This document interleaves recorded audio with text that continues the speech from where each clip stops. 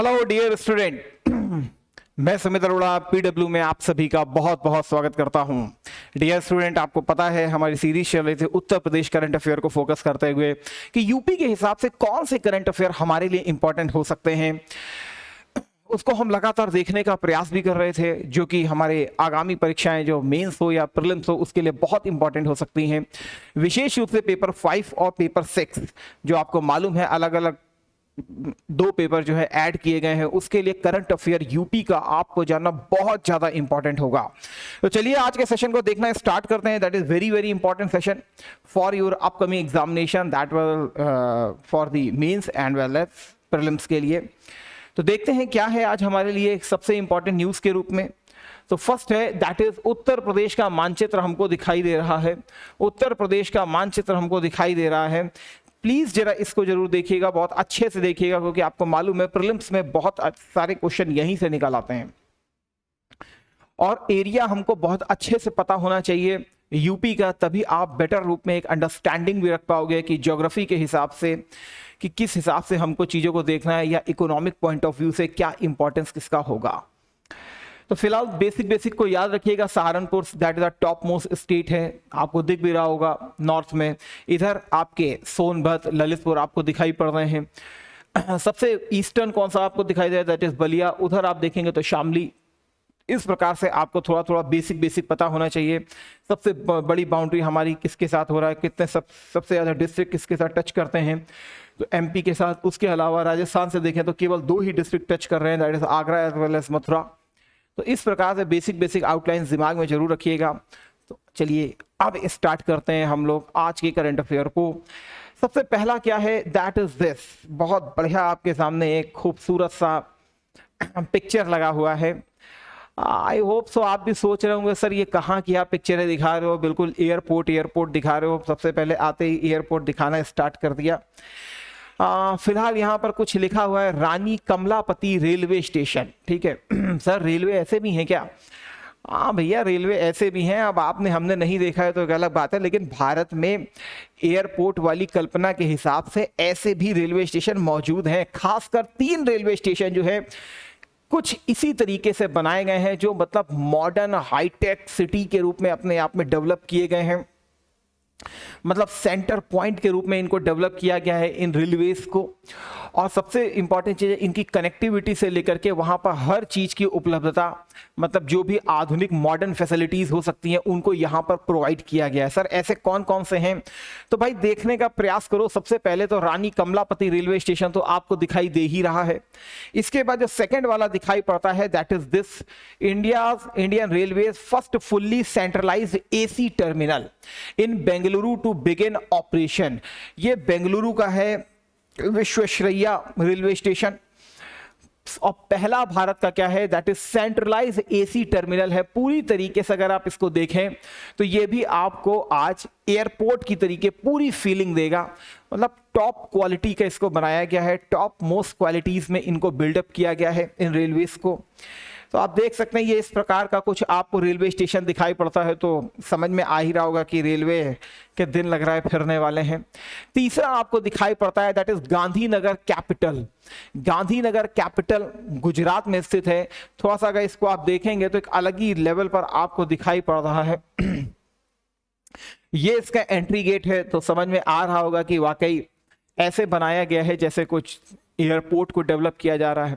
याद रखिएगा रेलवेज जो है वो अपने आप में ट्रांसपोर्टेशन की एक प्रकार की आर्टरीज के रूप में भी काम करती है, धमनियों के रूप में भी काम करती हैं। गवर्नमेंट का सबसे मुख्य फोकस क्या है, वो है रेलवेज को अब डेवलप करना। रेलवेज को किस प्रकार से डेवलप करना, रेलवेज को ना केवल यात्री के परिवहन के रूप में डेवलप करना है बल्कि उसे एज अ गुड्स के रूप में भी डेवलप करना है। इसीलिए आप eastern dedicated freight corridor, western dedicated freight corridor ये सब हम देख रहे थे। लेकिन सर इनको दिखाने का क्या मतलब है, पिक्चर तो दिखा दी, आखिर न्यूज क्या है? भाई मेरे न्यूज तो हम लोग यूपी के हिसाब से डिस्कस कर रहे हैं, और सर आप Kamlapati railway station, MP Bengaluru railway station जो आप बेंगलुरु का दिखा रहे हो या फिर गांधीनगर गुजरात का दिखा रहे हो, इसका यूपी से क्या रिलेशन? भाई यूपी से बहुत बड़ा रिलेशन है, क्योंकि अब है आपके लिए न्यूज कि उत्तर प्रदेश के 55 स्टेशनों के लिए लगभग इतने करोड़ रुपए स्वीकृत किए गए हैं। आदरणीय प्रधानमंत्री जी ने launches redevelopment 50 railway station in Uttar Pradesh. जी हाँ, भारत सरकार की एक स्कीम है, भारत सरकार की एक स्कीम है जिसका नाम है Amrit Bharat station scheme. That is very very most important. याद रखिए, यूपी को $1 ट्रिलियन की इकॉनमी बनाना है, और आज की जो सेशन होगा उसमें आप देखेंगे कि कैसे यूपी सरकार इनिशिएट कर रही है। तो बेसिकली अगर $1 ट्रिलियन की इकॉनमी को बनाना है तो उसके लिए सबसे इंपॉर्टेंट पर्यटन भी बहुत बड़ी चीज होगी। इसके अलावा ट्रांसपोर्टेशन जो है वो भी बहुत अच्छे तरीके से होना चाहिए फॉर लॉजिस्टिक्स के पर्पस से भी। तो बेसिकली यहां पर जो कर रहे हैं, ओवरऑल अगर हम पूरे भारत की बात करें तो more than 1300 around railway station को उसी प्रकार डेवलप किया जाएगा जैसे आप अभी 3 रेलवे स्टेशन को देख रहे हैं। उसी 1300 में लगभग 55 रेलवे स्टेशन जो है वो यूपी के रेलवे स्टेशन के रूप में हैं, जिसको अब डेवलप करने की योजना को स्वीकार किया गया है। तो वही लिखा हुआ है कि आदरणीय प्रधानमंत्री जी ने लगभग 55 स्टेशनों के आधुनिकीकरण के लिए मंजूरी दे दी है। ठीक है, तो ये चीज लिखी हुई है किस मिशन के तहत, तो अमृत भारत स्टेशन योजना के तहत इसको पूरा सुनिश्चित किया गया है। सबसे इंपॉर्टेंट चीज क्या है, इस कटिंग को मैंने इसलिए रखा है ताकि आप इसके पीडीएफ को अपने साथ रखें और कहीं पर भी आप इसको यूज कर सकते हैं। अपने आप में इसमें बहुत अच्छे फॉर्डर मटेरियल्स हैं, चाहे आप इंग्लिश में करें चाहे आप हिंदी में करें।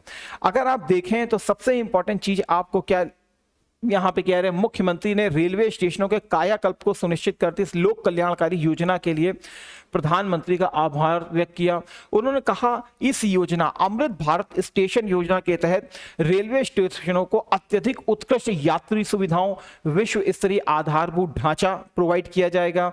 इसके अलावा इन रेलवे स्टेशनों को स्थानीय कला संस्कृति के अनुरूप सुसज्जित और सिटी सेंटर के रूप में विकसित किया जाएगा। What the mean of city centre, नाम में ही लिखा हुआ सिटी सेंटर, मतलब डेवलप किया जा रहा है एज अ सिटी सेंटर के हब के रूप में।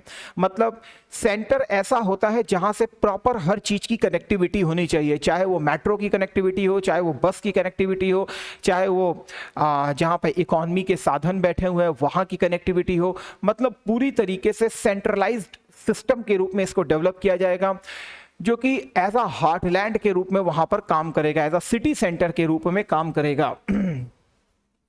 तो वही चीज इसमें आपको यहां पर बताई गई है कि अब जो रेलवे स्टेशन बनेंगे वो एक्चुअल में विश्व स्तरीय बनेंगे और एयरपोर्ट की तरीके में सारी सुविधाएं होंगी, जैसे प्रॉपर सैनिटेशन की फैसिलिटी होगी, प्रॉपर क्या कहते हैं एसी के फुल्ली एसी फर्निश्ड क्या कहते हैं आपको रेलवे स्टेशंस को डेवलप किया जाएगा, प्रॉपर क्या कहते हैं सफाई व्यवस्था होगी, प्रॉपर यहाँ पर वाईफाई से लेकर के हर इंटरनेट सुविधा, ये सारी चीज़ें आपको वहाँ पर वेल फैसिलिटी, फूड प्लाजा, ये सारी चीज़ें आपको दी जाएंगी।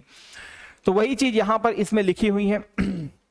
अब हम यहाँ पर जो हमारे लिए इंपॉर्टेंट बन गया है that is Amrit Bharat station योजना। जो हमारे लिए सबसे इंपॉर्टेंट है that was Amrit Bharat station योजना, जिसे कि 2023 में स्टार्ट किया गया था।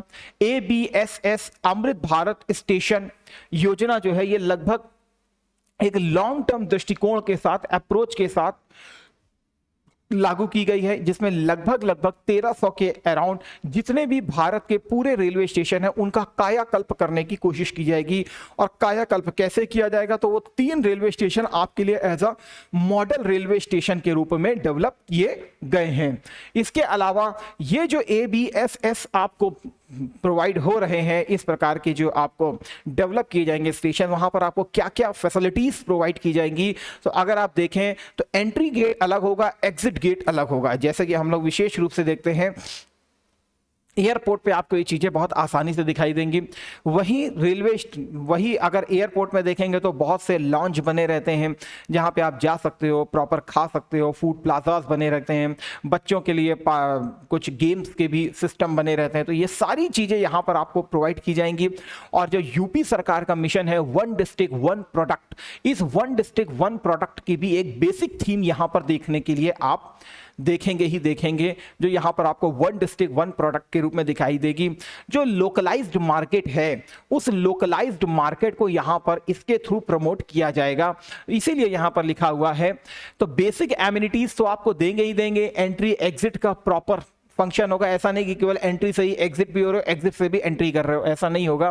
सर्कुलेटिंग एरिया होगा, वेटिंग हॉल, शौचालय, लिफ्ट, एस्केलेटर, सफाई, मुफ्त वाईफाई, दिव्यांगों के लिए भी प्रॉपर यहाँ पर अनुकूल उन्हीं के ही फ्रेंडली इंफ्रास्ट्रक्चर को डेवलप किया जाएगा। इसके अलावा one district one station product को भी इंपॉर्टेंट बनाया गया है। जैसे वन डिस्ट्रिक्ट वन प्रोडक्ट था, इसी प्रकार वन स्टेशन वन प्रोडक्ट को भी प्रमोट किया जाएगा। स्थानीय उत्पादों के लिए एक बेहतर यात्री सूचना प्रणाली स्टार्ट की जाएगी। कार्यकारी लाउंज, जहां पर आप बैठ करके आसानी से अपने जो ऑफिस वर्क है उसको भी आसानी से कर सकते हो अगर कोई भी लेट लतीफ होती है तो। Nominated space for business meeting, landscaping etcetera, व्यावसायिक बैठकों, भूदृश्य निर्माण आदि के लिए नामांकित स्थान। मतलब प्रॉपर तरीके से जो अमृत भारत रेलवे योजना जो है इसके माध्यम से पूरी रेलवे का कायाकल्प किया जाएगा। और ये रेलवे जो होगी ये आधुनिक भारत में, मॉडर्न डेवलप्ड भारत में एक विश्व स्तरीय इंफ्रास्ट्रक्चर के रूप में आपको दिखाई देगी। याद रखिएगा, first impression that is the last impression.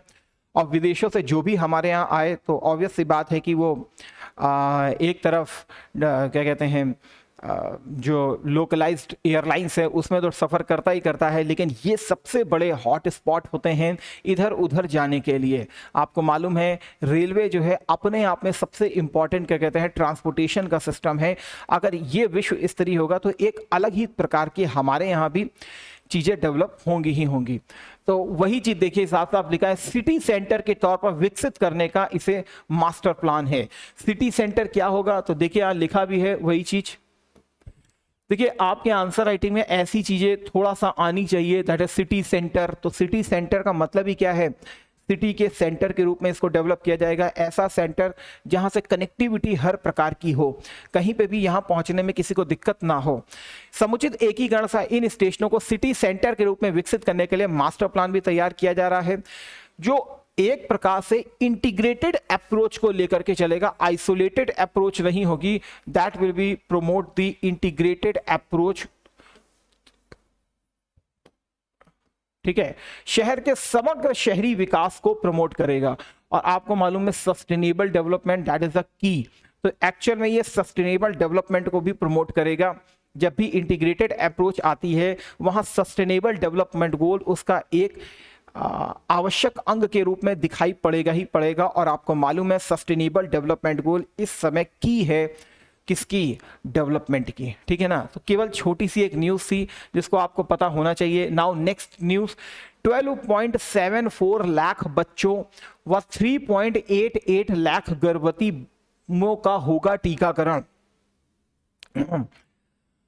स्वस्थ भारत ही विकसित भारत की पहचान बनता है। यदि इंसान स्वस्थ नहीं है तो कभी भी भारत भी विकसित नहीं हो पाएगा। तो याद रखिएगा, कहते हैं हर डेवलप्ड माइंड जो होता है वो जो होता है एक स्वस्थ माइंड होता है। तो ये भी एक बहुत इंपॉर्टेंट न्यूज़ के रूप में हमको दिखाई पड़ती है। याद रखिएगा ये पूरी फ्लैगशिप स्कीम जिसकी चर्चा की जाएगी ये पूरे भारत के लेवल पर है, जिसमें यूपी को भी पूरी तरीके से फोकस किया जा रहा है। 2017 से इस योजना को स्टार्ट किया गया और चरण के रूप में आज इसके 5वें चरण को लागू कर दिया गया है। स्वास्थ्य जो है हमारे पेपर 5 पेपर 6 का एक बहुत इंपॉर्टेंट टॉपिक के रूप में आपको दिखाई पड़ता है। तो यूपी में कैसे स्वास्थ्य व्यवस्था प्रभावित हो रही है, उसके लिए गवर्नमेंट क्या क्या कर रही है, तो स्वास्थ्य से रिलेटेड आपके पास ये फॉर्डर पॉइंट जो है आपके पास होना चाहिए। सबसे पहले तो हम इसी में ही देख लेते हैं कि अखबार हमको क्या बताता है। प्लीज इस अखबार को जरूर पढ़िएगा, that is very very important. लिखा है प्रदेश में सघन, लिखा है प्रदेश में सघन मिशन इंद्रधनुष। तो ये कुछ मिशन इंद्रधनुष की यहां पे चर्चा की जा रही है। लिखा है इंद्रधनुष 5.0 के तहत 5.0 के तहत 0 से 5 साल तक के 12.74 लाख बच्चों और गर्भवती महिलाओं का टीकाकरण किया जाएगा। देखिए टीकाकरण that is very very important. खासकर कोरोना के समय में टीकाकरण की स्पीड कम पड़ गई थी, लेकिन टीकाकरण अगर प्रारंभिक रूप में बच्चे या गर्भवती माताओं का नहीं किया जाता है तो ये एक बहुत बड़ा खामियाजा हमको आगे जाकर के भुगतना पड़ सकता है। मिशन के तहत, ये मिशन इंद्रधनुष है, इसके तहत यहाँ पर कुछ नाम दिए गए, मीजल्स, टीबी, पोलियो, हेपेटाइटिस सहित 12 तरह की बीमारियों से बचाव के लिए टीकाकरण किया जाएगा। विशेष प्राथमिकता वाले 27 जिलों में नोडल अधिकारी भी नियुक्त किए गए हैं। देखिए कुछ तो, अब जैसे मैं यूपी की बात करूं तो यूपी में अगर वेस्टर्न यूपी को देखूं तो कंपैरेटिवली ये ज़्यादा डेवलप्ड है, यहाँ के लोग ज़्यादा जागरूक भी हैं। तो ऑब्वियस सी बात है कि अगर यहाँ पर वैक्सीनेशन की बात की जाएगी, इम्यूनाइजेशन की बात की जाएगी, तो बहुत आसान रहेगा गवर्नमेंट को उस प्रकार की योजनाओं का प्रचार करने के लिए। लोग भी इतने जागरूक हैं, खुद भी क्या कहते हैं वैक्सीनेशन को प्रमोट करेंगे। लेकिन वही मैं ईस्टर्न यूपी की बात करूं तो कंपैरेटिवली यहां पर अभी उस हिसाब से डेवलपमेंट नहीं है। तो यहां पर अभी भी ये चीजें क्या है, अभी भी ये पिछड़े रूप में हमको दिखाई पड़ते हैं। जैसे बहराइच है, जैसे नानपारा है, तो ये बस्ती है। अब इसका क्या मतलब है, इसका मतलब ये है, आपको मालूम है गवर्नमेंट ने एक स्कीम भी चलाई थी, that was aspirational development programme. Aspirational development का मतलब क्या है, केवल हम उन जिलों को फोकस करेंगे जो वाकई स्पेशलाइज्ड ट्रीटमेंट की मांग करती हैं। तो इसी प्रकार यहां पर भी ये चीजें की गई हैं कि हम कुछ 27 जिले ऐसे भी हैं जहां विशेष प्राथमिकता के साथ फोकस करेंगे, जिसको स्पेशल अटेंशन की नीड है। तो फिलहाल अभी हम इसी को ही डिकोड कर रहे हैं कि ये क्या रहा है। वही चीज लिखा है, प्रदेश में हर साल 1 साल से छोटे 57,64,00,000 बच्चों का टीकाकरण होता है। ठीक है, कोविड के दौरान तमाम बच्चों महिलाओं का टीकाकरण नहीं हो सका है। स्वास्थ्य विभाग की टीम ने जब सर्वे किया तो इतने गर्भवती महिलाओं को टीका नहीं लगा है। तो इसीलिए मिशन मोड में फोकस किया जा रहा है कि हम टीकाकरण को प्रमोट करेंगे। और यहां पर अगर कुछ आप नाम देखेंगे तो अधिकतर आपको जो नाम दिखाई पड़ेंगे वो बेसिकली आपको ईस्टर्न यूपी के ज्यादा दिखाई पड़ेंगे। इनमें बहुत सारे जो है वो एस्पिरेशनल डिस्ट्रिक्ट के रूप में भी इंक्लूड किए गए हैं, जैसे बहराइच हो गया, गोंडा, ये सब जो है आपको मालूम है एस्पिरेशनल डिस्ट्रिक्ट के रूप में भी हैं। तो फिलहाल वैक्सीनेशन को प्रमोट करने की यहाँ बात की जा रही है और कोई नाम दिया गया, दैट इज मिशन इंद्रधनुष। तो इसका मतलब एक मिशन इंद्रधनुष यूपी सरकार के लिए हमारे लिए इंपॉर्टेंट हो जाता है। क्या है मिशन इंद्रधनुष, पहले भी इस पर क्वेश्चन आ चुका है। फिलहाल मिशन इंद्रधनुष जो है ये लगभग 12 डिजीजेस को कवर कर रहा है। कितनी? 12 डिजीजेस को कवर कर रहा है, जिसमें से कुछ आपके सामने लिखी हैं, जैसे diphtheria, pertussis, hepatitis B, polio, measles, TB, tetanus. पहले क्या होता था कि अलग अलग टीके लगते थे, अब बहुत सारी वैक्सीन जो है उनको मिक्स भी किया जा रहा है, जैसे पेंटावेलेंट वैक्सीन, ये सब चीजें मिक्स करके भी बाकायदा इम्यूनाइजेशन को प्रमोट किया जा रहा है। तो यहां पर आप देख रहे हैं आदरणीय प्रधानमंत्री जी भी आपको कुछ अपील कर रहे हैं कि भैया ये one of the largest immunisation programme है, वर्ल्ड का सबसे बड़ा प्रोग्राम है एक प्रकार पूरे वर्ल्ड का। लगभग 28 लाख इम्यूनाइजेशन सेशंस कंडक्ट किए जा चुके हैं। तो कुछ आपके सामने बेसिक चीजें दी गई हैं कि लगभग 2.5 crore 2.1 crore children of which 55 lakh were fully immunise कर दिया गया है। प्रेग्नेंट वुमेन्स हैं, जो प्रसव माताएं हैं, उनको भी बाकायदा इसमें पूरी तरीके से वैक्सीनेट किया जा रहा है। Full vaccination that has been increase by 5% to 7%, लगभग 7% तक सभी को कवर किया जा चुका है। The goal is to achieve more than 90% full immunisation 2020 तक था, लेकिन 2020 में आपको मालूम है एक बड़ी आपदा आई थी, दैट इज कोरोना, जिसके कारण अभी हम इसको प्रॉपर ही प्राप्त नहीं कर पाए हैं।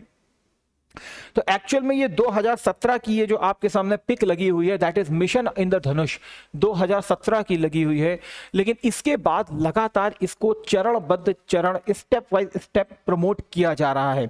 पहले मिशन इंद्रधनुष आया, फिर मिशन इंद्रधनुष 1.0, फिर 2.0, फिर 3.0, फिर 4.0, नाउ 5.0। ठीक है ना। तो 2017 में भी आया, 2000 आई थिंक 19 में शायद था, फिर 2021 में भी आया था, 2022 में आया, नाउ 2023 में आ गया है। क्या? That was mission Indradhanush. I think यही है मेरे ख्याल से सीक्वेंस। ठीक है। तो यहां पर अगर आप देखें इंद्रधनुष को, जिस प्रकार वो 7 रंग होते हैं, प्राइमरी रूप में इसमें 7 बीमारियों को शामिल किया गया था। तो 1 2 3 4 5 6 7, तो प्राइमरी रूप में 7 बीमारियां इसमें शामिल थी। बाद में बीमारियों की संख्या भी बढ़ गई, दैट इज अब हो गई है 12। तो मिशन इंद्रधनुष क्या है? एक प्रकार का यूनिवर्सल इम्यूनाइजेशन प्रोग्राम है, यूनिवर्सल सार्वभौमिक टीकाकरण कार्यक्रम है। इंडिया का सबसे बड़ा अपने आप में फ्लैगशिप स्कीम है ये, जिसमें 12 जानलेवा बीमारियों को इसमें इंक्लूड किया गया है, जिसमें आप टीबी को देखेंगे, डिप्थीरिया को देखेंगे, पर्ट्यूसिस कफ को देखेंगे, polio, hepatitis, pneumonia, meningitis, rubella, Japanese encephalitis. अगर पूर्वी यूपी की बात करें तो आपको विशेष रूप से जापानीज इंसेफेलाइटिस बहुत कायदे से दिखाई पड़ेगा, और इस समय तो विशेष रूप से जापानीज इंसेफेलाइटिस जो है काफ़ी बढ़ भी जाता है, खासकर बरसातों के समय में भी। रोटा वायरस, जो शुरू से ही बच्चे को बाकायदा रोटा वायरस की डिजीज बाकायदा जो वैक्सीन हुआ करती है वो बाकायदा दी जाती है। तो कुछ यहाँ पर मिशन इंद्रधनुष के बारे में लिखा है, तो कम से कम आपको थोड़ा सा आइडिया होना चाहिए कि मिशन इंद्रधनुष को प्रॉपरली और फुल्ली बाकायदा यूपी सरकार भी एक्सेस कर रही है। और मिशन इंद्रधनुष का 5.0 फेज अभी हाल में यूपी में भी लागू किया गया है। तो यहां पर वही चीज लिखा हुआ है, लगभग जो मिशन 5.0 है उसके बारे में मैंने यहां पर थोड़ा बहुत लिखा हुआ है। This one, focus on reaching 0 dose children age between 0 से 5 साल। एक साल बढ़ाते चले गए, एक में पहले 1 साल, फिर 2 में 2 साल, फिर 3 में 3 साल। इसी प्रकार 5 का मतलब है 0 से 5 साल के बीच के बच्चों और जो प्रेग्नेंट वुमेन्स है उसको इसमें फोकस करना है। ठीक है, प्रेग्नेंट वुमेन्स है उसको इसमें फोकस करना है। सबसे इंपॉर्टेंट चीज के रूप में यहां पर 2 बीमारियों के ऊपर बहुत फोकस किया गया है, that is measles and rubella. तो केवल नाम याद रखिए, बच्चों में होने वाली घातक बीमारियां हैं measles and rubella containing vaccines. इसका उद्देश्य सुनिश्चित करके खसरा और रूबेला को खत्म करना है, जो कि 5 साल से कम उम्र के प्रत्येक बच्चे ने खसरा और रूबेला युक्त वैक्सीन की 2 खुराक अनुसूची पूरी कर ली है। अभी जब टेस्ट किया गया तो यही पता चला कि अभी केवल और केवल बहुत सारे बच्चे ऐसे हैं जिनको केवल और केवल एक ही खुराक दी गई है, 2 खुराक तो दी ही नहीं गई है। याद रखिएगा, स्वास्थ्य बहुत इंपॉर्टेंट टॉपिक के रूप में है आपके सिलेबस में। According to statistics, more than 5 lakh children have not yet received their initial pentavalent dose, while over 7 lakh children have missed their second dose of measles rubella vaccine। यही चीज मैं आपको बता रहा हूं कि प्रॉपर बकायदा वैक्सीनेशन नहीं है। जैसे लिखा हुआ है 5 लाख से अधिक बच्चों को अभी तक उनकी प्रारंभिक पेंटावेलेंट 1 खुराक भी नहीं दी गई है। इसके अलावा 7 लाख से अधिक बच्चों को खसरा और रूबेला की वैक्सीन की दूसरी खुराक अभी नहीं मिली है। पहली खुराक मिल गई है, दूसरी खुराक नहीं मिली है। तो उसी को एज अ मिशन मोड के रूप में लागू करने के लिए अभी यूपी में भी इस प्रकार के प्रोग्राम को चलाया जा रहा है। 2022 में देश में दर्ज किए गए हर चौथा रूबेला खसरा का जो प्रकोप के लिए जिम्मेदार है वो उत्तर प्रदेश के जो बच्चे हैं वो जिम्मेदार है। तो मतलब सोचिए, अगर 40 लोग भी बीमार हैं तो उसमें हर चौथा व्यक्ति जो है वो कौन है? यूपी का ही है। तो मतलब केवल और केवल 10 लोग तो यूपी के हैं अगर आप देखें। तो अब इतनी बड़ी जो मुसीबत है उसको तो बहुत मिशन मोड में हमको समाप्त करना ही करना होगा। तो सबसे इंपॉर्टेंट चीज़ क्या है कि आपको पता होना चाहिए मिशन इंद्रधनुष क्या है, और ये पॉइंट आपको थोड़ा सा पता रहना चाहिए कि स्वास्थ्य के लिए यूपी सरकार क्या कर रही है। तो एज अ इंद्रधनुष मिशन को भी हम देख सकते हैं। जापानीज इंसेफेलाइटिस के लिए स्पेशली हर घर दस्तक अभियान भी चल रहा है यूपी सरकार की तरफ से, तो प्लीज थोड़ा सा इनको भी दिमाग में रखिए। जैसे यहाँ पर देखिए साफ साफ लिखा हुआ है, मिशन इंद्रधनुष की कुछ उपलब्धियां भी मैं आपको बता रहा हूं कि लगभग 700 जिलों को इसमें कवर किया गया। उसमें लगभग 3.86 लगभग 4 करोड़ और लगभग 97 लाख महिलाओं को वैक्सीनेट किया गया है। सबसे इंपॉर्टेंट चीज क्या है, जरा इस चीज को पढ़ करिए, that was NFHS4 national family health survey 4 के अकॉर्डिंग 62% जो है फुल इम्यूनाइजेशन कवरेज था, लेकिन MFHS5 के अकॉर्डिंग ये कवरेज लगभग 76.4% तक बढ़ चुका है। तो ये अपने आप में गुड साइन है कि भाई वैक्सीनेशन का जो सर्वे है, वैक्सीनेशन की जो डोजेस हैं, वैक्सीनेट जो किया जा रहा है ओवरऑल जनता को इस फेज में, तो वो बहुत अच्छे से किया जा रहा है, क्योंकि लगातार इसकी संख्या बढ़ रही है। वो हमको नेशनल फैमिली हेल्थ सर्वे हमको इस प्रकार की जानकारी दे रहा है। इसके अलावा ये मैंने आपको बता रहा हूं, that was a very very important. थोड़ा सा देख लीजिए इसको, थोड़ा सा लिखने में काम आता है। जैसे इंटेंसिफाइड मिशन इंद्रधनुष IMI 2017 से स्टार्ट किया जा रहा है, 2019 में सेकेंड फेज, थर्ड फेज 21 में और फोर्थ फेज 2022 में, 9 फरवरी में 2023 में जो फिफ्थ फेज है उसको लागू किया गया है। यहां पर देखिए साफ साफ लिखा हुआ है 2 year of age and those pregnant women, तो महिलाएं लगभग 2 साल तक के बच्चे और प्रेग्नेंट वुमेन को इसमें कवर किया गया है और उनका रूटीन इम्यूनाइजेशन को प्रमोट किया गया था। जबकि 2019 का जो 2.0 चालू हुआ उसमें क्या लिखा है, लगभग 90% nationwide immunisation coverage by 2022। इसका ऑब्जेक्ट क्या था कि 2022 तक हमें हर हाल में 90% तक इम्यूनाइजेशन प्रोग्राम को प्राप्त कर लेना है, लेकिन ड्यू टू द कोविड हम उस चीज को अचीव नहीं कर पाए। Primarily concentrated on providing vaccine, किसको, चिल्ड्रन ऑन प्रेग्नेंट वुमेन को who had not receive their immunisation shots due to कोविड-19 पैंडेमिक। तो कोविड-19 पैंडेमिक के कारण जिन महिलाओं और बच्चों को इसकी डोजेस नहीं मिल पाई थी उसी को प्राइमरली यहां पर ये कंसर्न किया जा रहा था। 2022 4.0 चल रहा है, to extend routine immunisation service to children and pregnant women who have not been vaccinated और ओनली पार्शियली वैक्सीनेटेड, मतलब उन महिलाओं और बच्चों को फोकस किया जा रहा है जिनको वैक्सीनेट नहीं किया गया या तो उनको पार्शियली वैक्सीनेट किया गया, मतलब एक खुराक दे दी गई, दूसरी खुराक नहीं दी गई। तो ऐसे लोगों को यहां पर क्या किया जा रहा है, ट्रीट करने का प्रयास किया जा रहा है। तो थोड़ा सा इसको दिमाग में रखिएगा। इंटेंसिफाइड मिशन इंद्रधनुष, सघन मिशन इंद्रधनुष क्या है, 12 बीमारियों को इसमें सम्मिलित किया जाता है और वो 12 बीमारियां कौन कौन सी हैं, थोड़ा सा दिमाग में 2-4 बीमारियों को भी याद रखिएगा। और इसका ऑब्जेक्ट क्या है, वो है बच्चे और गर्भवती महिलाएं, क्योंकि जब ये सेक्शन हमारा स्वस्थ होगा तो ऑब्वियस सी बात है कि जो हमारी आगे की फ्यूचर की जनरेशन है वो हमेशा हमेशा स्वस्थ ही रहेगी, हमेशा दिमागदार रहेगी। तो यहाँ पर सबसे ज़्यादा फोकस करने की ज़रूरत है और immunisation that is very very important. याद रखिएगा, बहुत सारे लोग इम्यूनाइजेशन को इंपॉर्टेंट नहीं देते हैं, बल्कि बहुत सारे लोग तो ये कहते हैं कि अरे हमारे समय में बेबी हुए थे, कितने हमने टीके लगवाए थे, एक पोलियो लगवा दिया था, बस बहुत है, और कितना लगवाना है टीका। ये सब तो नई नई फालतू की बीमारियां आ गई जो टीके लगवाए जा रहे हैं। लेकिन ध्यान में रखिएगा, जैसे जैसे समाज बढ़ रहा है वैसे वैसे वायरस भी एक्टिवेट हो रहे हैं। तो प्लीज़ जो भी आपको यहाँ पर दिया जाता है तो इसके लिए आप भी एक सोशल अवेयरनेस को क्रिएट कीजिएगा, क्योंकि भारत में सोशल अवेयरनेस की क्रिएशन बहुत कम है। तो वाकई स्वास्थ्य के लिए इन वैक्सीन्स को लगवाना बहुत जरूरी है, बहुत मैंडेटरी है। तो सरकार के इस मिशन में आप भी भागीदारी बनिए और नागरिक कर्तव्य आर्टिकल 51A को भी बहुत अच्छे से निभाइए। ठीक है, next news, UP international trade show 21 सितंबर टू 25 सितंबर, भाई 21 से 25 सितंबर के बीच में यूपी में एक इंटरनेशनल ट्रेड शो होने वाला है ग्रेटर नोएडा में। सर ये क्या है भैया, नाम ही है इंटरनेशनल ट्रेड शो। अंतरराष्ट्रीय व्यापार एक प्रकार का कॉन्फ्रेंस है, एक प्रकार का सम्मेलन है। तो भाई कहीं ना कहीं व्यापार को यहां पर प्रमोट किया जा रहा होगा, नाम से ही बिल्कुल वो है। अरे काहे के लिए आप भैया इतने बनाने जा रहे हो 55 अमृत रेलवे स्टेशन यूपी में, तो इसीलिए तो बनाने जा रहे हो ना, ताकि आप वहां पर दिखा सको कि यूपी एक उत्तम प्रदेश है और उत्तम प्रदेश में इन्वेस्टमेंट करना बहुत जरूरी है।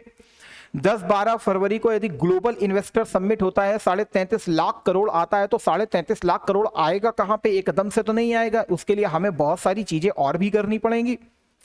उसके लिए हम, आपको मालूम है, बेटर लॉ एंड ऑर्डर को भी प्रमोट कर रहे हैं, तो सेफ सिटी अभियान भी चल रहा है। तो ये सब चीजें आपको दिखाई जा रही हैं, बल्कि सेफ सिटी जिसको भी मिल जाएगा तो पहले ही वहां लिख दिया जाएगा that is a safe city.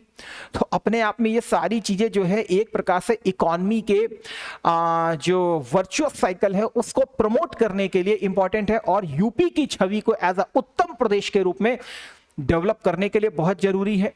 ठीक है ना। तो ये जो कॉन्फ्रेंस होने वाली है, ये कहां पर होने वाली है तो आप शायद देख भी रहे हो, that will be held in greater Noida. तो ग्रेटर नोएडा में इसको किया जाएगा। जरा देखिए क्या लिखा है, the biggest sourcing show of Uttar Pradesh, biggest sourcing show of Uttar Pradesh, jointly organised by government of UP, India exposition mart limited, ठीक है। इंटरनेशनल ट्रेड शो है, मतलब यहां पे बहुत सारे देशों की भागीदारी होगी और यूपी के जो इंपॉर्टेंट चीजें हैं, यूपी का जो ट्रेड का सबसे इंपॉर्टेंट पार्ट है, वन डिस्ट्रिक्ट वन प्रोडक्ट है, वो सारी की सारी चीजों को यहां पर हाईलाइट किया जाएगा। तो बेसिक देखते हैं है क्या ये, यूपी गांव बनेंगे स्मार्ट विलेज, मॉल की तर्ज पर विकसित होंगे विश्वकर्मा संकुल, आत्मनिर्भर होगी अर्थव्यवस्था। इसको भी यहां पर प्रमोट किया जा रहा है इंटरनेशनल ट्रेड शो में। यह भी एक बहुत इंपॉर्टेंट कंसर्न के रूप में हमको दिखाई पड़ेगा। अभी तक तो हम केवल स्मार्ट सिटी की चर्चा करते थे, अब स्मार्ट विलेज की चर्चा हो रही है। जिस प्रकार आपने कुछ मॉल्स वॉल्स देखे होंगे शहरों में, और उन मॉल्स में जितनी भी एक्टिविटीज होती है एमएसएमई इंडस्ट्री की, चाहे वो फर्नीचर लेना हो, चाहे वो कपड़े लेने हो, चाहे वो खाना ग्रोसरी का सामान लेना हो, सारी चीजें यहाँ मिलती हैं बाकायदा, इलेक्ट्रॉनिक सामान है, सब अधिकतर चीजें मिल जाती हैं। ऐसे ही यहां पर भी क्या कहते हैं, कुछ मॉल्स बनाए जाएंगे। ये मॉल्स जो है ये विलेज मॉल्स के रूप में हमको दिखाई देंगे, जिसको विश्वकर्मा संकुल भी कहा जाएगा। भगवान विश्वकर्मा आपको मालूम है एमएसएमई के अपने आप में देवता हैं, ठीक है ना, निर्माण के देवता होते हैं।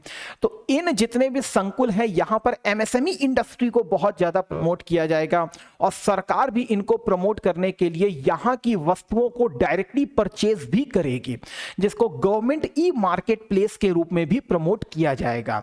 तो फिलहाल देखेंगे सारी न्यूज है क्या, फिर समझ में आएगा क्या होता है स्मार्ट विलेज। स्मार्ट विलेज का मतलब होता है सारी मॉडर्न टेक्नोलॉजी इक्विपमेंट्स एक ही जगह पर प्रोवाइड हो जाना। विश्वकर्मा संकुल को देखेंगे, लेकिन जब सारी चीजें आपको एक ही जगह प्रमोट हो जाएंगी तो वो अपने आप फिर सेल्फ सफिशिएंट इकोनॉमी को जनरेट कर देगा। कैसे, अभी देखते हैं। यहां पर आपके सामने एक नाम लिखा हुआ, what the mean of smart village. ऐसा विलेज जहां पर स्मार्ट एजुकेशन दी जाए, ऐसा विलेज जहां पर स्मार्ट एजुकेशन दी जाए। Smart education technology friendly education होगी। टेक्नोलॉजी फ्रेंडली एजुकेशन के रूप में हमको दिखाई देती है स्मार्ट एजुकेशन। तो टेक्नोलॉजी फ्रेंडली एजुकेशन के रूप में हमको दिखाई देगी। इसके लिए यूपी सरकार अगर आप देखेंगे तो मिशन कायाकल्प, निपुण अभियान, ये सारे चल रहे हैं बकायदा। बहुत बार हमने चर्चा भी की है यूपी सरकार क्या क्या इसमें कर रही है। अलंकार योजना के बारे में भी चर्चा हम लोग कर चुके हैं। स्मार्ट एनर्जी, तो स्मार्ट एनर्जी में रिन्यूएबल एनर्जी को भी विशेष रूप से प्रमोट किया जाएगा। तो नवीकरणीय ऊर्जा को यहां पर प्रमोट किया जा रहा है। तो सोलर एनर्जी, पवन ऊर्जा, बायोमास एनर्जी, इन सब मतलब सेल्फ सफिशिएंट एनर्जी के रूप में इसको प्रमोट किया जा रहा है। स्मार्ट विलेज होम और हट, इसी प्रकार के एक टूरिज्म को भी प्रमोट किया जा रहा है स्मार्ट विलेज के रूप में, टूरिज्म के रूप में भी इसको प्रमोट किया जा रहा है। स्मार्ट फार्मिंग, अभी इस कंपोनेंट को हम देखेंगे, स्मार्ट फार्मिंग को एक इसके ऊपर भी एक आर्टिकल मैं आपके लिए लेकर के आया हूं जो आपको दिखाएगा what the mean of smart farming. That is a technology friendly farming होगी। कौन सी स्मार्ट फार्मिंग? पूरी नॉलेज बेस्ड फार्मिंग होगी। जैसे डीडी किसान चैनल चल रहा है, किसानों को भी अपडेट किया जाता है फसल बीमा के नाम से भी। इवन कौन कौन से इनपुट्स हमको देने चाहिए, कौन कौन से नहीं देने चाहिए, तो सॉइल हेल्थ कार्ड्स के रूप में भी इसको प्रमोट किया जा रहा है। स्मार्ट हेल्थ केयर, तो स्मार्ट हेल्थ केयर के रूप में आपको मालूम है टेली कम्युनिकेशन के माध्यम से भी टेली हेल्थ को प्रमोट किया जा रहा है। प्रमोट किया जा रहा है यहाँ के जो प्राइमरी इंस्टीट्यूशंस है, प्राथमिक चिकित्सालय हैं, उनको भी प्रमोट किया जा रहा है। इवन उन प्राइमरी चिकित्सालयों को कनेक्ट किया जा रहा है डिस्ट्रिक्ट के साथ ही साथ स्टेट के बहुत सारे जो एम्स लेवल के जो इंस्टीट्यूशन है उनके साथ भी उनको कनेक्ट करने का प्रयास कर रहे हैं। वाटर मैनेजमेंट सबसे इंपॉर्टेंट चीज है और इसके रूप में आप अमृत सरोवरों के निर्माण को भी देख रहे हो। जब अमृत सरोवरों की हमने आपसे चर्चा की थी, इवन बुंदेलखंड का इलाका जो कि एक वाटर डेफिशिएंट रीजन के रूप में हमको दिखाई देता है, इन्हीं प्रोसेस के कारण, वाटर मैनेजमेंट की प्रोसेस के कारण आज अमृत सरोवर के रूप में वहां का जो वाटर लेवल वो ऊपर आ चुका है। मोर देन 1 लाख से ज्यादा क्या कहते हैं यूपी में केवल अमृत सरोवरों के निर्माण की बात की गई है, क्योंकि भारत में पहले भी तालाब प्रथा सबसे ज्यादा इंपॉर्टेंट हुआ करती थी, लेकिन जैसे जैसे डेवलपमेंट वर्क बढ़ा, जैसे जैसे जनसंख्या रेस कर रही है, अर्बनाइजेशन इंक्रीज कर रहा है, वैसे वैसे तालाब का सिस्टम अपने आप कम होने लग गया। और इसी का एक सबसे बड़ी चीज क्या है, मैन मेड डिजास्टर की आवृत्ति फ्रीक्वेंसी बढ़ना स्टार्ट हो रही है, जो कि हम फ्लड सिचुएशन में देखते हैं। यही सिचुएशन हमको चेन्नई तक में दिखाई दी थी। चेन्नई की बाढ़ भी एक प्रकार की मैन मेड फ्लड सिचुएशन ही क्रिएट के रूप में हमको दिखाई दी है। तो गवर्नमेंट ने फिर से प्रमोट किया है अमृत सरोवरों के नाम से उन तालाबों को रिजुविनेट करना जो कि खत्म हो गए हैं, या आपको मालूम है अगर तालाब डेवलप होते हैं तो फिर खेती करना आसानी हो जाता है, water level, ground water level भी बढ़ता है, बोरवेल की कम जरूरत पड़ती है। तो एक प्रकार का जो भूमि के ऊपर, ग्राउंड वाटर के ऊपर जो दबाव है वो ऑटोमेटिक क्या हो जाता है, कम हो जाता है। इसके अलावा सर्विलांस एंड सिक्योरिटी ये सबसे इंपॉर्टेंट के रूप में है, और ये जो है एक बेटर लॉ एंड ऑर्डर को भी हमको प्रमोट करेगी। बेटर लॉ एंड ऑर्डर को भी प्रमोट करेंगे कौन, ये दोनों। और विशेष रूप से इसके लिए पैनिक सिस्टम भी डेवलप किए जा रहे हैं, सीसीटीवी कैमरेज को भी इंपॉर्टेंस दिया जा रहा है। तो ये सारी जितनी चीजें अगर आप देखें तो ये एक आधुनिक नगरों के रूप में आपको दिखाई देती हैं, और यही चीजें इस स्मार्ट विलेज के भी एक आवश्यक कंपोनेंट के रूप में आपको दिखाई देते हैं। मतलब क्या हुआ, अगर इतनी सारी चीजें होंगी तो ऑटोमेटिक याद रखिएगा जो migration from rural to city की तरफ जा रहा है, अर्बन सिटीज की तरफ जा रहा है, वो ऑटोमेटिक क्या होगा, रुकना स्टार्ट हो जाएगा।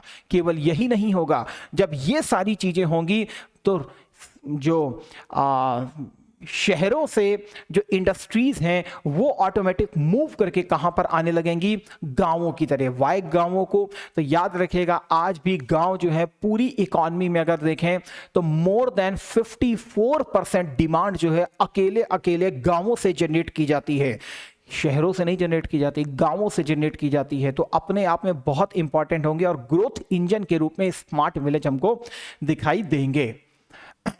देखिए जैसे ये विलेज मॉल लिखा हुआ है, इसी को एज अ विश्वकर्मा संकुल बोला जा रहा है। ये विलेज मॉल के रूप में इस तरीके से इनको डेवलप किया जाएगा और यहां पर हर तरीके की एक्टिविटीज को प्रमोट किया जाएगा।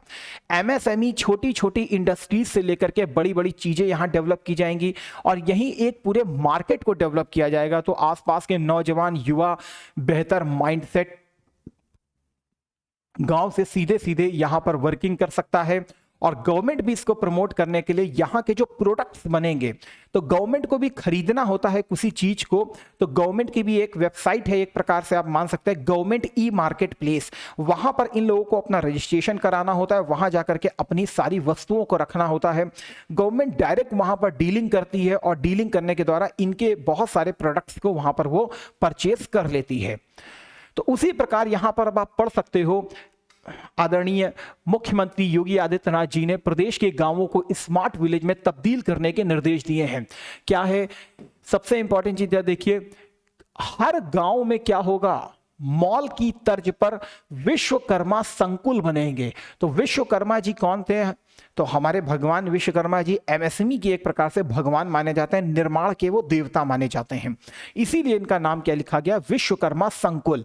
यहां एक प्रकार से इससे ग्रामीण अर्थव्यवस्था तो एक तरफ मजबूत होगी ही होगी, आत्मनिर्भर बनेगी ही बनेगी, वहीं जो ग्रामीण श्रमिक है, लेबर वर्ग जो है रूरल सोसाइटी का, उसको भी वहीं पर ही अपना क्या मिल जाएगा, एक प्रकार से एम्प्लॉयमेंट मिल जाएगा और एक ही छत के नीचे सारी व्यवस्थाएं उपलब्ध हो जाएंगी। शनिवार को एमएसएमई विभाग के कामकाज की समीक्षा, ठीक है।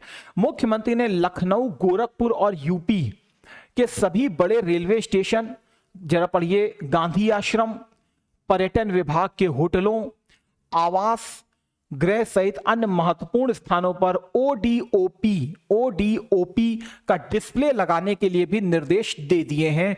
इन स्थानों पर ओडीओपी उत्पादों को खरीदने की व्यवस्था भी की जाएगी, ठीक है। कहीं पर भी हो, रेलवे स्टेशन में भी, गांधी आश्रम में भी, पर्यटन विभाग में भी इस प्रकार के संकुल बनेंगे वहां पर भी। और बोला है कि प्रदेश के हर जिले में एक एक हफ्ते के लिए ओडीओपी की प्रदर्शनियां लगाई जाएं। साथ ही ओडीओपी को सरकार बहुत प्रमोट कर रही है, इसीलिए यहाँ पर जो इंटरनेशनल ट्रेड शो होने वाला है, यहाँ पर भी अगर आप देखेंगे तो सबसे ज़्यादा यूपी किस चीज़ को प्रमोट करने वाला है, तो वो आपको बता रहा है कि यूपी जो है ITS 2023 हमारे लिए सबसे इंपॉर्टेंट है। यूपी की उत्कृष्ट कला को वैश्विक स्तर पर प्रदर्शित किया जाएगा। साथ ही यूपी के जो पैकेजिंग संस्थान हैं, ODOP कार्यक्रम है, विलेज मॉल है, यूपी डिज़ाइन इंस्टीट्यूट है, यूनिटी मॉल है, प्लेस पार्क है, इन सब की भी जानकारी बाकायदा ली है मुख्यमंत्री जी ने। और इन सब चीज़ों को भी प्रमोट किया जाएगा किसमें, इंटरनेशनल ट्रेड फेयर जो शो होने वाला है उसमें, ताकि यूपी की एक छवि को बनाया जा सके और यूपी में इन्वेस्टमेंट को लाया जा सके। साथ ही जो 2027 तक हमको $1 ट्रिलियन की इकॉनमी को बनना है, तो उसके लिए एक्सपोर्ट सबसे इंपॉर्टेंट होगा। और एक्सपोर्ट करने के लिए हमको ऐसे प्रोडक्ट और ऐसे जो क्या कहते हैं लोकलाइज प्रोडक्ट हैं, वन डिस्ट्रिक्ट वन प्रोडक्ट है, इस प्रकार की चीज़ों को भी अंतर्राष्ट्रीय लेवल पर जाकर के प्रमोट करना होगा। तो यहाँ पर ये चीज़ें बेसिक आपके लिए बताई गई थी, that was very very important. इसके अलावा यहीं से ये चीज़ें जुड़ी हुई हैं जो अभी मैंने आपको स्मार्ट विलेज के रूप में दिखाया था। तो स्मार्ट विलेज होगा कैसा, तो देखिए अगर एग्रीकल्चर सेंसस 2015-16 की बात करो तो मोर देन 86% अराउंड भारत में जो किसान है वो बहुत ही छोटा किसान है, जिसके पास हार्डली 1 हेक्टेयर से भी कम ज़मीन है। अब इतनी कम ज़मीनें हैं, तो किस प्रकार से इंटेंसिव एग्रीकल्चर को प्रमोट किया जा सकता है। आपको भी मालूम है लेबर जो हाथ का श्रम है उसकी तुलना में मशीन का श्रम जो होता है वो सबसे इंपॉर्टेंट होता है। इसीलिए मैकेनाइजेशन आज स्मार्ट विलेज की सबसे बड़ी नीड है। इसीलिए यूपी सरकार भी आगे आई है और उसने एग्रीकल्चर मैकेनाइजेशन स्कीम के तहत लगभग जो आपको मैकेनिकल टूल्स चाहिए उसमें 80% तक छूट देने का भी प्रपोजल किया है। साथ ही आगे जाकर के इस प्रकार की भी चर्चा है कि आगे इन सब चीज़ों को एज अ रेंट के रूप में भी प्रोवाइड किया जा सकता है। अगर आप देखें तो वही लिखा हुआ है, शासन ने खेती में मैकेनाइजेशन को बढ़ावा देने के लिए 3 अहम योजनाओं को मंजूरी दी है, वो अपनी जगह है देखेंगे। 2023 के लिए ये जो आपके सामने चर्चा है, sub mission on agriculture mechanisation योजना, promotion of agriculture mechanisation for in situ management crop residue योजना एवं कृषि यंत्रीकरण के लिए मंजूरी दे दी है। तो ये सब कुछ चीजें हैं जहां पर अगर आप देखें ये सब दिया गया है योजना के तहत। जो यंत्र संचालित स्वचालित नहीं है, ठीक है, वो सब अपनी बात है। Tractor, combine harvester, power tiller, power weeder, self propelled reaper combiner, rice transplant आदि ऐसे यंत्रों को ही इस योजना में खरीद करने को कहा गया है जिसमें जीपीएस लगा हो। मैकेनाइजेशन को प्रमोट कर रहे हैं तो जीपीएस को भी प्रमोट कर रहे हैं, साथ ही उनका डाटा भी सुरक्षित रखा जाएगा। कौन कौन सी मिशन है वो थोड़ा सा हम देख लें, जैसे sub mission on agriculture, farm machinery bank अब केवल एफपीओ को, ठीक है, कृषि यंत्रीकरण, इसको हम अलग से देख लेते हैं तो हमको समझ में आ जाएगा। जैसे पहला जो योजना है दैट इज सब मिशन ऑन एग्रीकल्चर। तो पहली योजना क्या कह रही है, जिसमें किसान 10 लाख तक का यंत्र ले सकता है, इसमें 40% की छूट यूपी सरकार खुद दे रही है। फार्म मशीनरी बैंक अब केवल एफपीओ को, एफपीओ के बारे में मैंने आपको लगातार बताया, फार्मर प्रोड्यूसिंग ऑर्गेनाइजेशन सबसे इंपॉर्टेंट है। फार्मर प्रोड्यूसिंग ऑर्गेनाइजेशन, यही ऑर्गेनाइजेशन अब एक प्रकार से यूपी की एग्रीकल्चर की नींव को भी प्रमोट कर सकता है। किस प्रकार से बैंकों से कर्ज लेने हैं, ये सारी की सारी इंपॉर्टेंट भूमिका रहेगी किसकी, एफपीओ की।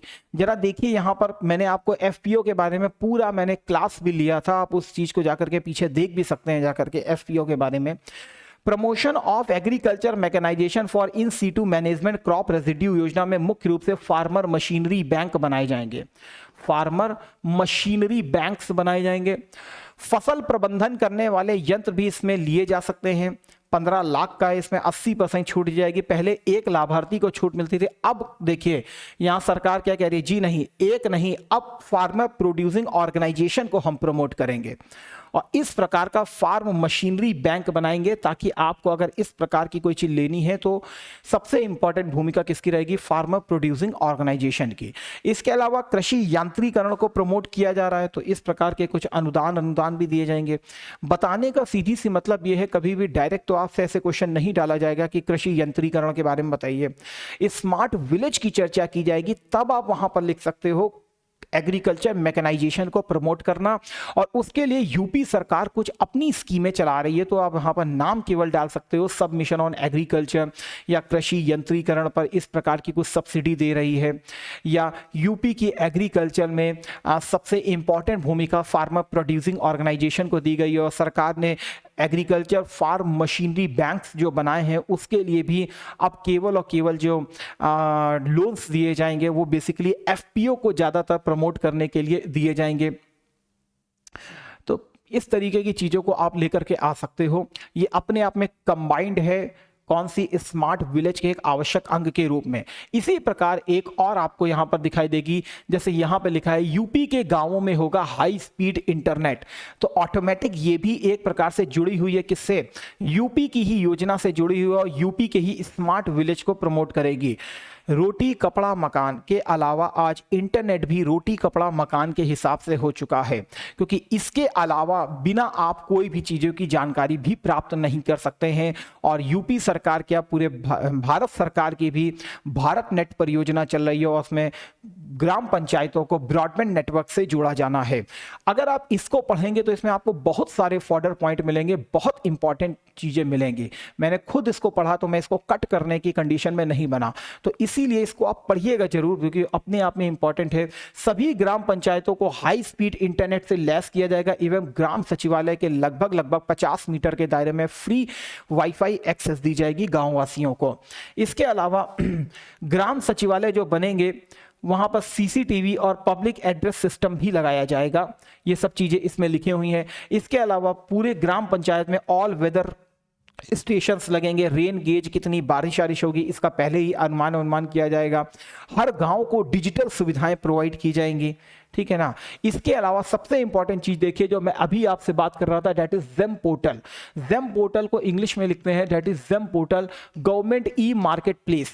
ये गवर्नमेंट के मार्केट प्लेस है, गवर्नमेंट यहां से अपनी चीजों को परचेस करना पसंद करती है।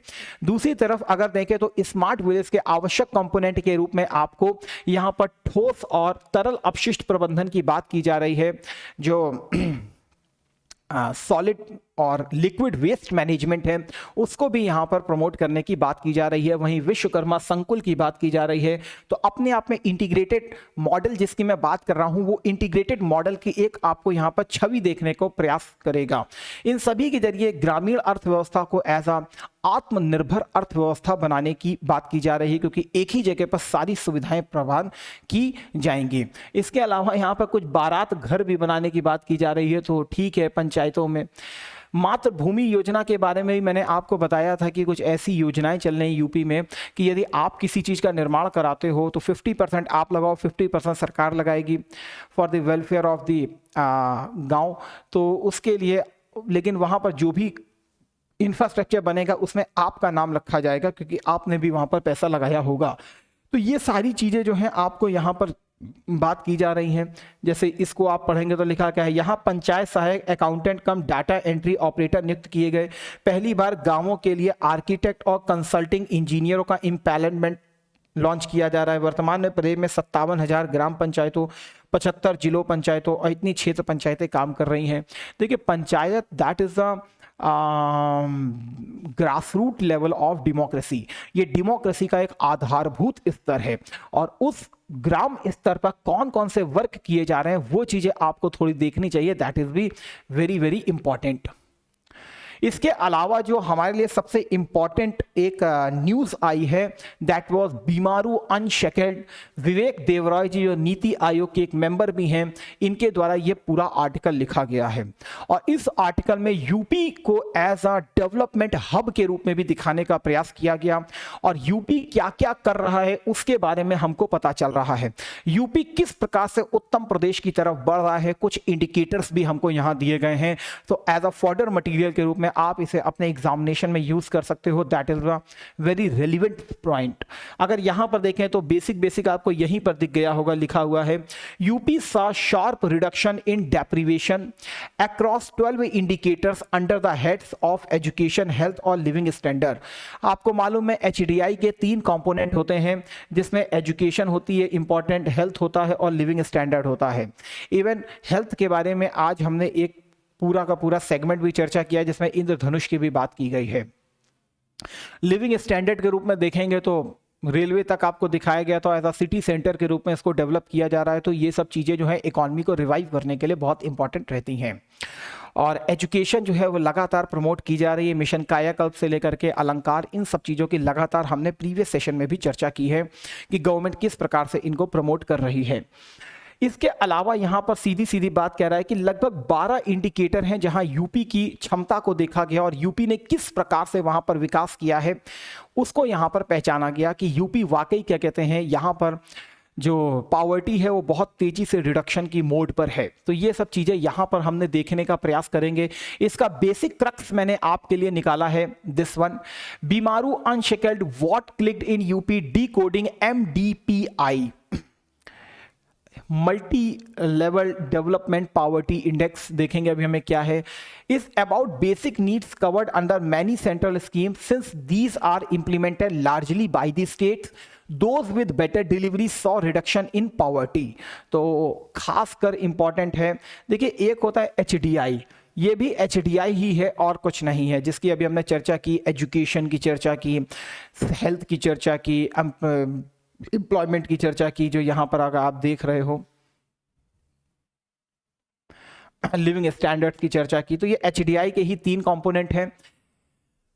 अब हम जो इसके बारे में चर्चा करेंगे MDPI, ये HDI से और ज्यादा बेटर रूप में आपको दिखाई देगा। देखिए HDI फिलहाल हम देखते हैं कि बहुत से जगहों पर एक ही पैमाने को यूज नहीं किया जा सकता है। अमेरिका का HDI और भारत के HDI में जमीन आसमान का अंतर होगा, ठीक है, क्योंकि उनकी बेसिक नीड्स रोटी कपड़ा मकान फुलफिल है।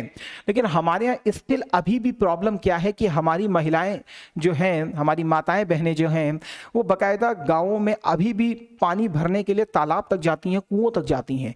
थैंक्स टू गवर्नमेंट जो जल जीवन मिशन को लॉन्च किया गया और टैप वाटर को सप्लाई प्रोवाइड की जा रही है। इवन यूपी में भी जल जीवन मिशन को स्टार्ट किया जा चुका है और बहुत सारे क्षेत्रों में टैप वाटर के कनेक्शन को प्रोवाइड किया जा चुका है, ठीक है ना। हमको देखना है MDPI सक्सेस क्या है।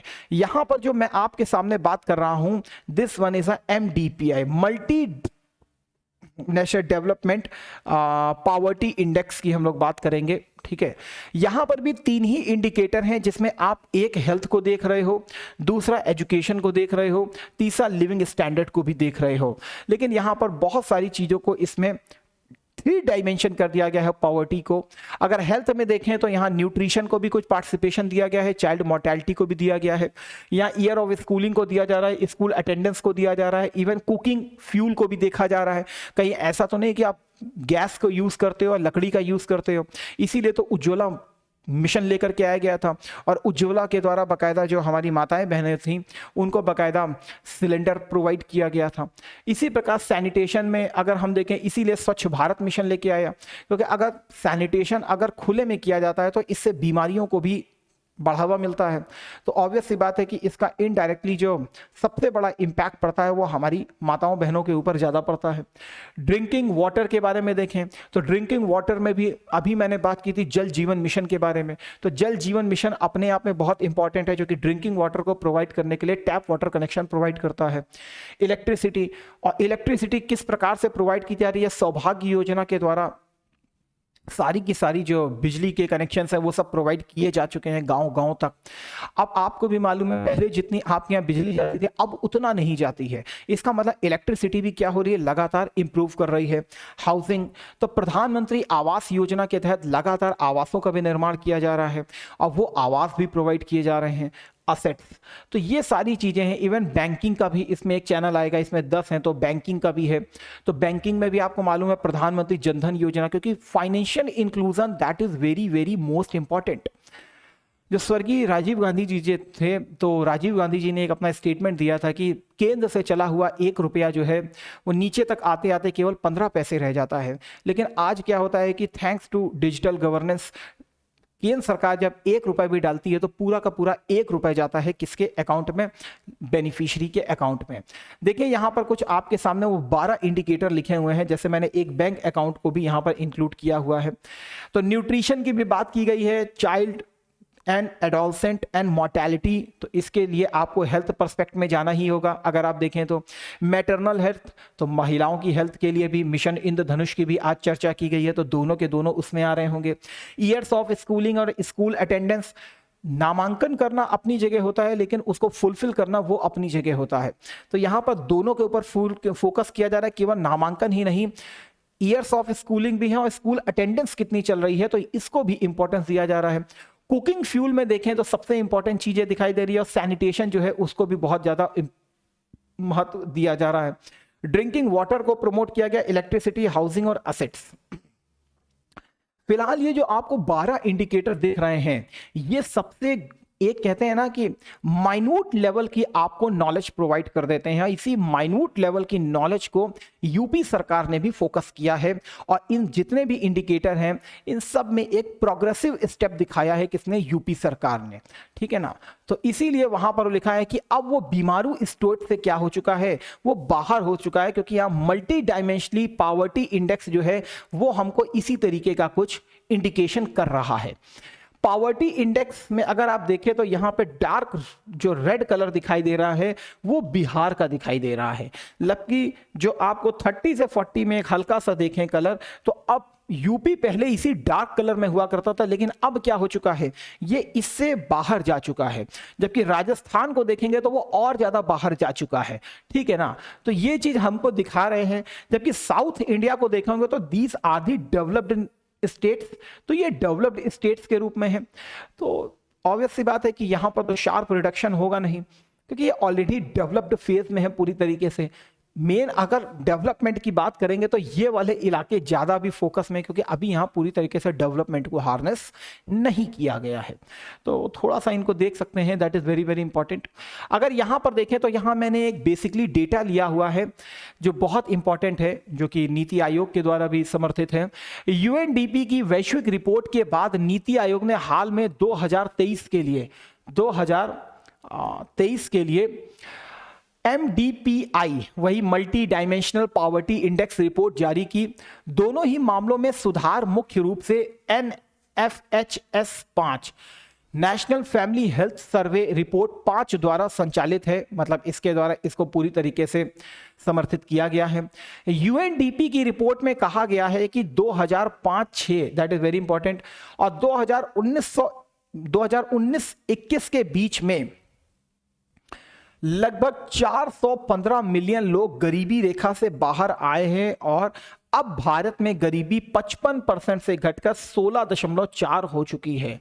तो अपने आप में बहुत बड़ा मेजर रेवोल्यूशन है कि 55% से गरीबी घट के भारत में 16% के आसपास आ चुकी है।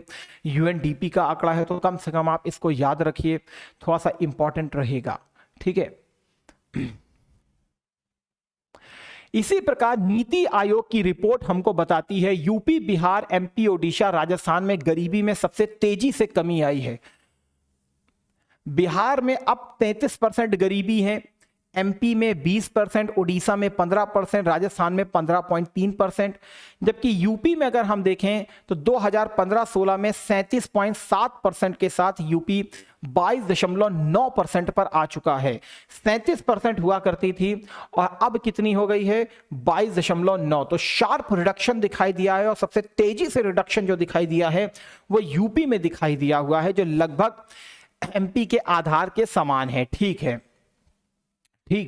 बेस लेवल पर इसके समान है।